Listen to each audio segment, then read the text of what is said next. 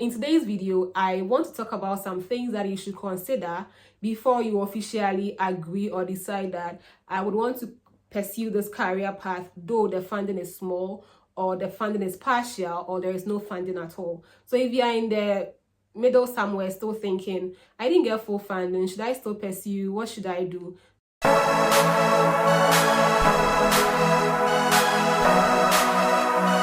For this particular month of March, I'll be talking about issues regarding funding and some of these things. So I'm very hopeful that by the end of March, I'll be able to inform you properly and you will decide if you want to take this option or not. First of all, when you receive the I-20 or when you receive the admission letter, you could see that apart from the tuition fees, sometimes there is university fees and then cost of living. So sometimes I'm just giving an example. So depending on where the school is, the cost of living could be, let's say, 18,000 for one academic year. And then you could also see maybe tuition for 2 semesters could be about 18,000 for one academic year, making 36,000, right? And then you see university fees, maybe 2,000, then insurance and other stuff will come. So this is just like an overview. Everything in totality could be about 43,000 US dollars, 38,000 US dollars, and all of that. So after you have received 10,000 funding out of this 42,000 offer, you just ask yourself that, how can I pay $32,000? What I want to tell you is that please, for now, ignore the cost of living. That cost of living sum that you see on your I-20 or on your admission letter, please ignore it. Yes, just hold on. I will explain later. Because with the cost of living, the work that you do on campus can take care of it. So hold on. I will talk about it later in this video. So whatever amount that you have seen there, if it's 18,000, don't fret. We'll talk about that one as time goes on. But for today, what I want to tell you is that whenever you receive such a notice, your attention should be on the tuition fees. That is the most important, because without the tuition fees, you would not be able to register for your classes. And if you can't register for your classes, it means you can't attend the school at all.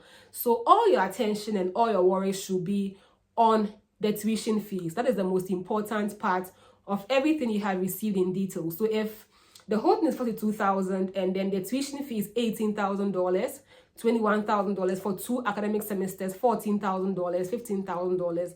No matter the amount that you see there, that is the most important thing, and that is what we are going to talk about today. Okay, so the tuition fees should be your major concern. So now that I have told you that the tuition fee should be what you should concentrate more on, I hope it can put some breath of fresh air around you that maybe now I have to pay 14,000 or 16,000. Yes, so that is what your attention should be on. That's what all your worries should be about, the tuition fees. So now let's say your tuition fee between 14,000 to 18,000. What then happens? How then do you pay this? What else should you consider? Now you should consider the balance. With a balance, I mean you should consider the tuition fees. After the school has awarded me an offer, let's say 5,000, 6,000, how much do I have to add up to the tuition fee? Should I add $8,000? Should I add $10,000? How much should I add? Should I add 6,000? Should I add 12,000? Because whatever the balance is, if it's zero, like let's say the school has given you zero funding, so you have to pay the total balance or the total tuition fee there. I hope it's clear. If you have any questions or if you seek any clarification, please comment below. So now that you know the total that you have to pay, please be realistic. Ask yourself, Afakuma, can I pay this balance?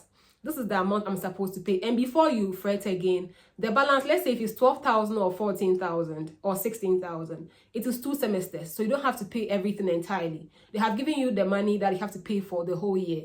So divided by 2. So if it is 14,000 balance, if it's 16,000 balance, 10,000 balance, divided by 2. So each semester you pay half of that amount. So you don't have to pay everything in totality, okay? So just ask yourself, if it's 16,000, how much balance do I have to pay?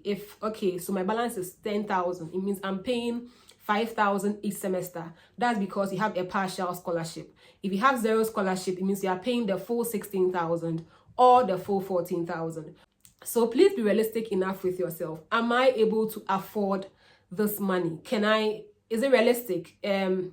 Realistically, for me, I think that if it's $15,000, it's realistic.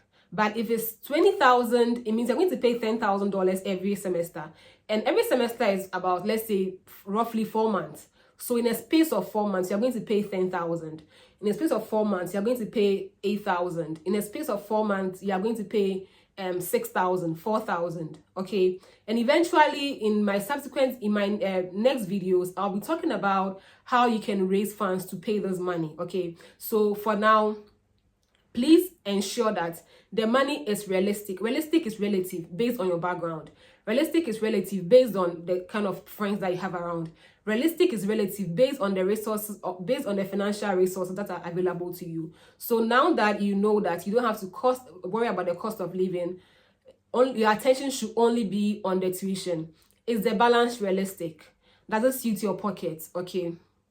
And if you think that it's okay for you, the next thing or the third thing you should consider beyond the reality of the balance is that you would also have to consider that when you come and school in the United States as an international student, you cannot work off campus. The F1 visa has limitations, and for international students, we are not able to work off campus. I hope you understand this. So no matter your job experiences, your qualifications, your skills and everything, we are not allowed to work off campus. Maybe in your planning, you are thinking that, okay, I'll go, and then when I go, I'll work off campus.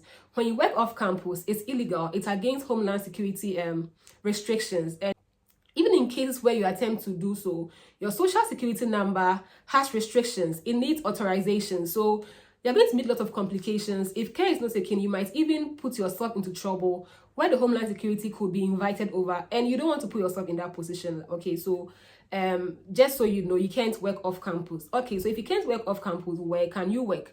In America, international students are allowed to work only on campus. Like in my other video, I spoke about countries like the UK and Canada, where international students can work in other places or for many hours. In America, we can only work on campus, and it's for 20 hours. You can't go beyond that. If you go beyond that, it means you are going against Homeland Security instructions as well, or you are going against the F1 visa limitations, and you don't want to do that. So before you consider whether you should pursue this by putting yourself in that position or not, just know that you are only able to work on campus.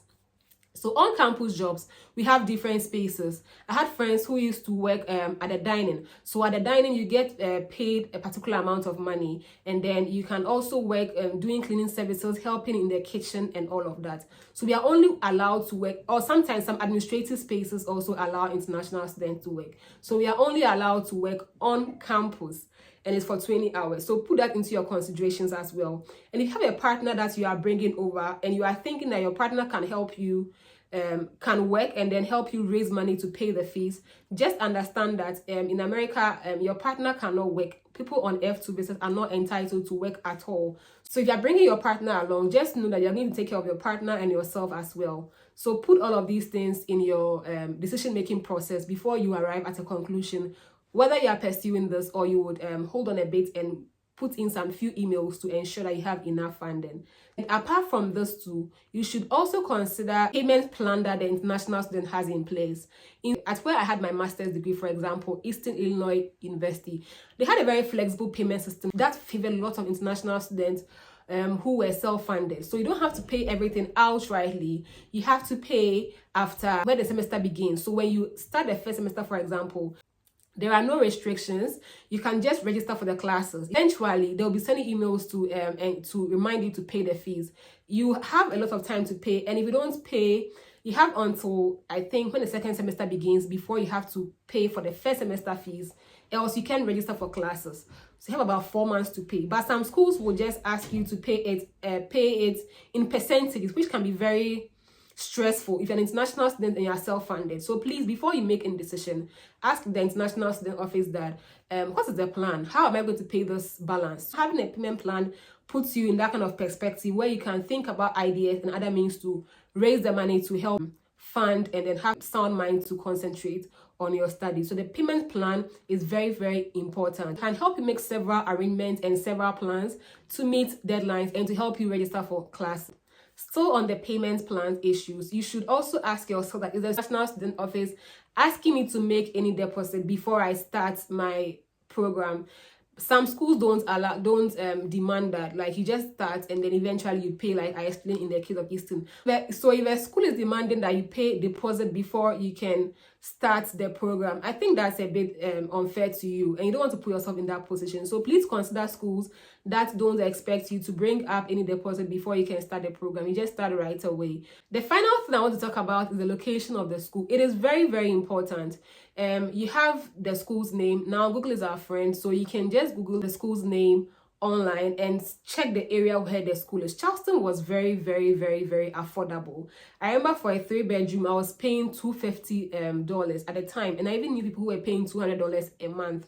But in some places students are paying about 1,500, 1,200 and all of that for even a 4-bedroom. Yes, it's happening. So before you make any conclusion, check on the city that you are going to live in, the cost of food, those things are online. So let's say if you have 3 schools you are choosing from under these circumstances, I think that you would have to consider where the school is located before you can make any further conclusions. If it's in a city, cities are nice, cities are beautiful, and then you get to have all the fun and I afford that life. Does that mean that all the money I'll be working on campus would go into paying bills and then paying my rent and utility and all of that? Can I even save something to top up when there need be for me to pay my fees? So please consider the location of the school before you make any conclusions. In my next video, I'll be talking about how you can pay your fees if you're a self-funded student, or if you have partial funding and you're an international student in the USA. I hope you would subscribe so that you can see that one whenever I upload that. It will be soon. And in today's video, I try to give an overview of things that you should consider before you make that conclusion. I also want to encourage you that you don't have to give up. People come and then things happen, you know, families promise you that they'll pay your fees and then things just happen and you are stuck in the USA.